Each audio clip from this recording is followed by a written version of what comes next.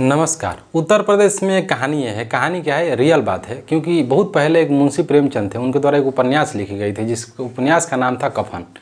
कफन में ये बात बताते हैं मुंशी प्रेमचंद कि कैसे जो दो व्यक्ति होते हैं, तो घीसू और माधव होते हैं। तो माधव जो होते हैं, जो बेटवा बाप होता है, उसकी इतनी गरीबी होती है कफन के नाम पर। इतनी गरीबी है कि उनके घर में खाने के लिए खाना नहीं है। तो होता है कि जो घीसू माधव होता है, नाम उल्टा पुल्टा हो सकता है, थोड़ा मैच कर लीजिएगा। तो जो बाप होता है, उसका बेटी, उसकी बहू जो होती है, उसका बेटा पैदा होने वाला होता है। उसकी जो पतो होते हैं, जो लड़का होता है, उसका बहू मतलब बेटा पैदा होने वाला होता है। और उसकी जो पत्नी होती है, प्रसव से मर रही होती है।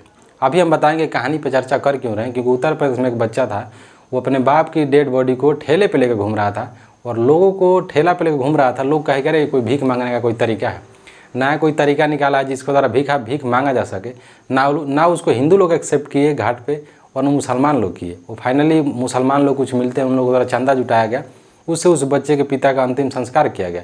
सोचिए धर्म कितना बड़ा रोड़ा है। कोई व्यक्ति मर गया, किसी का सब कुछ मर गया, तो डिसाइड ये भी नहीं कर पाए ये लोग। सोचिए पैसा कितना बड़ा मायने रखता है। लोग कहते हैं ना कि पैसा सब कुछ नहीं है। पैसा नहीं है तो आपको मुक्ति नहीं मिलेगा। घाट पे जाएंगे ना, तो जो लोग जलाते हैं उनका डिमांड होता है 2000 दो, 3000 दो। लकड़ी का पैसा कहाँ से लाओगे? तो लकड़ी का पैसा तो खैर छोड़ दीजिए, सामाजिक योगदान है। समाज भी आपको नहीं पूछता है। मर जाएंगे, आपका बुरा समय आ जाएगा ना, तो समाज भी आपको नहीं पूछता है। भले ज्ञान देने के लिए आपके बिरादरी में 20 लोग खड़े हो जाएंगे। आप उस समय देखिएगा जब आपके पास कुछ भी नहीं रहेगा, तब आपके साथ कौन खड़ा रह रहा है। तो मुसलमान लोग, कुछ लोग मिले, बेचारे चंदा जुटाए, और उसको जो हिंदुज़म से जो लाश को जलाया जाता है, जलाने का संस्कार किया गया था। हम लोग खुद अपने बाबा को ले गए। वहाँ पे जो जलाने वाली है महिला, वो पैसा का डिमांड करती है। नहीं देंगे तो आपको आगे नहीं देगी, तो क्या आपको मुक्ति नहीं मिलेगा? तो सोच लीजिए कितनी बड़ी बात है। तो कफन पे चलते हैं। तो कफन जो मुंशी प्रेमचंद लिखते हैं, तो घीसू और माधव होते हैं। तो माधव की जो पत्नी होती है, वो प्रसव से पीड़ा में मतलब तरबतर रहती है, लगता है कि वो मर जाएगी। लेकिन ये लोग आलू पका के खा रहे होते हैं। ये समय बता रहा है कि कितनी गरीबी है कि कोई महिला प्रसव से मर रही है, लेकिन कोई व्यक्ति आलू पका के खा रहा है। बार बार औरत चिल्ला रही है कि हमें एक काम करिए, ले चलो, दवा नहीं कराओगे तो मैं मर जाऊँगी। होता है कि वो बेचारी दर्द से प्रसव से मर जाती है। तो ये लोग कहते हैं कि अब क्या करा जाए, क्योंकि दलित की कहानी है। जैसे समाज में जो दलित जाति हैं, जैसे चमार हो गए, भंगी हो गए, दुसाध हो गए, अन्य जो निम्न जातियाँ हैं, इनकी बातें कर रहे हैं मुंशी प्रेमचंद। तो मर गई मैं औरत। अब इनके समस्या ये आ गई कि साला हमारे पास तो खाने का पैसा नहीं है, अब इसको दफनाएंगे कैसे? और दफनाएंगे अलग बात है, कफन का पैसा कहाँ से लाएंगे? क्योंकि कैसे कैसे मान लीजिए ले जाके घाट में फेंक देंगे, तो लेकिन फेंका जाता है तो कर्म कांड होता है कि कफन कहाँ से लाएंगे? कफन के लिए लोग घूम घूम के चंदा मांगते हैं बाज़ार में।